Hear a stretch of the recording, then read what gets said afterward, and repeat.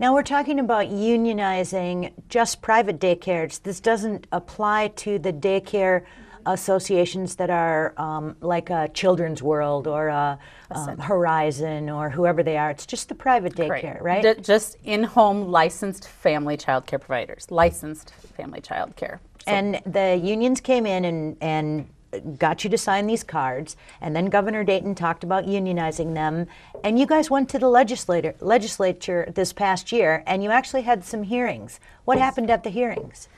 Well, it was quite enlightening. The hearings were awesome. In September 22nd, I believe, was a Senate hearing, and then October 24th was our hearing with one of the committee. There were two different committees in Rochester, one in Rochester and one in St. Cloud of the House. And at the Senate hearing, I think it was a 3-hour hearing.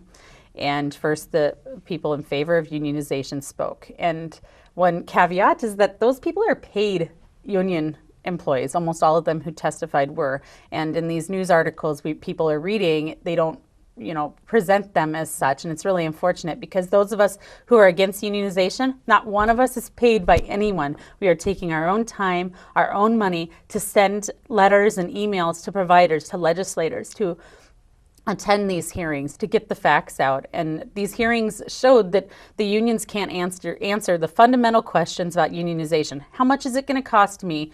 Will membership be voluntary, or will I be forced to pay fair share fees?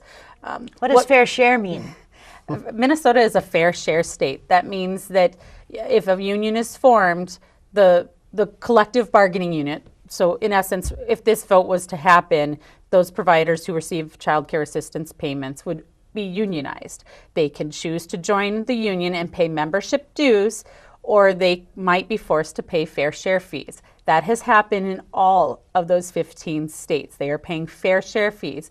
And in Minnesota, that amount is set, I believe, at 85% of membership dues. If you have a child on assistance, you typically pay more. In other states, they take that money directly from the child care assistance funds. And so that's less money that is going to children and families who need quality child care, and it's being taken off and given to pay union dues. So the people at this hearing who were testifying in favor of a union, the people who were paid to be there, they got a chance to say their piece, and then the daycare providers who did not want to unionize got their chance. What was the prime message we heard from them? That we are self-employed small business owners. What one person wants shouldn't affect what the other people want, whether or not they're for or against unionization. If one person wants to join the union, they have the choice to do that right now. They can join the union as an associate member, and they pay $10 a month. But why should anyone be forced to join a union or to pay a union through fair share fees and to get these so-called benefits that the unions claim they're going to get for us? Because any changes to licensing regulations or the subsidy program will affect every single licensed family child care provider. And so that's the message we're trying to get out, that other people should be scared. We're self-employed. If they can come into a home business and do this to child care providers, what's to stop them from doing that to anyone else who sells from their home, graphic designers who work at home, photographers, homeschoolers, anyone like that? I mean, the ramifications for this are just amazing. Yeah, staggering. Yes. When you think about it. I mean, it could be home health care workers, it could be anything. Yes. Who's next? Yes. So it became apparent at these hearings that people really didn't want to unionize the in-home daycare providers.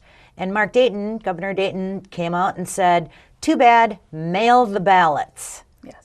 And then what happened? The ballots were all set to go out. He signed the executive order, I believe, on November 15th, somewhere around there. And within a few days, we started talking about suing to stop this illegal and unethical vote from happening, because not only was it not including everyone, but it shouldn't have been occurring in the first place, because one person's voice shouldn't trump on the voice of anyone else.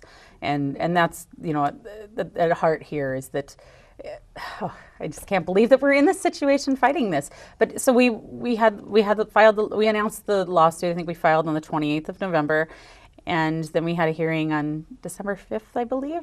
Mm-hmm. And now we get to meet Tom Revnew, who's the attorney, and you represented the in-home daycare providers, and we are so glad to have you on board. And I have frequently told people we're going to have to start suing to stop some of the things that are happening as our government gets bigger and reaches into more aspects of our life.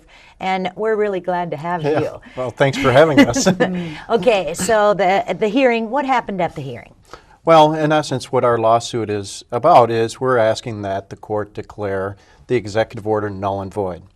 And of course, in order to prevent the election from taking place, we asked that the court issue either a temporary injunction or, in the alternative, a temporary restraining order.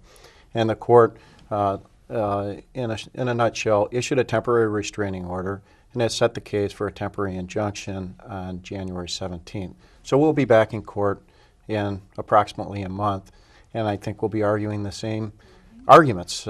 Before we talk about the arguments, why didn't the judge just squish this down?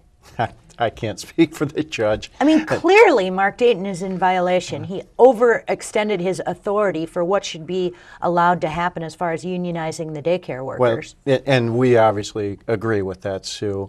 We learn in grade school that we have a constitution. And we learn in grade school that there are 3 departments or 3 branches of government. We have the executive branch, we have the legislative branch, and we have the judicial branch. And of course, we elect legislatures to create law. We don't elect governors to create law. And in this instance, we believe that Governor Dayton overstepped the line and that Governor Dayton has, in essence, issued his own law where he has no constitutional authority to do so. And so our argument before the judge was that Governor Dayton exceeded his constitutional authority by essentially creating a new law that in-home daycare providers would participate in a union election. I think the interesting piece here that is sometimes overlooked is the executive order was issued on November 15th. The effective date of the order was November 30th. And in that 2-week period of time, the commissioner for BMS had already decided that it was going to be an election that was held or hosted by the American Arbitration Association. Ballots had been prepared and what was going to be on the ballots. The unions are paying for the election. In other words, they're paying for the AAA services. And all of this took place before the effective date of the order. And then the election was set to start on December 7th.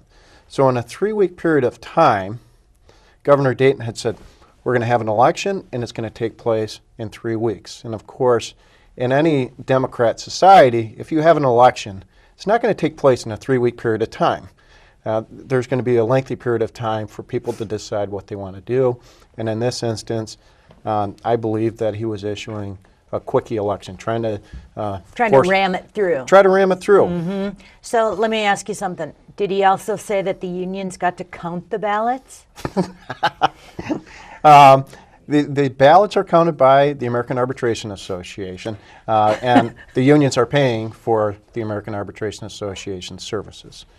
But AAA would be counting the ballots. So this battle is like a David and Goliath battle. It is Mark Dayton and all the resources of the taxpayers of Minnesota, whether it's Minnesota's Attorney General, whether it's, and the part about our taxpayer dollars is the part that probably drives me the most crazy. All of their attorneys, whole bunches of them on one side, and there you were standing on the other side, right? That's true, and in fact, there were also 2 unions that intervened into the case. So not only did we have Governor Dayton's legal staff, the Attorney General's office, but we had the AFSCME lawyers who intervened, and we also had the SEIU lawyers that intervened into the case. And so there are essentially 3 parties against some very small in-home daycare providers that are just trying to ask that Governor Dayton follow his constitutional authority and not exceed his constitutional authority. So yes, David versus Goliath battle is exactly what it is.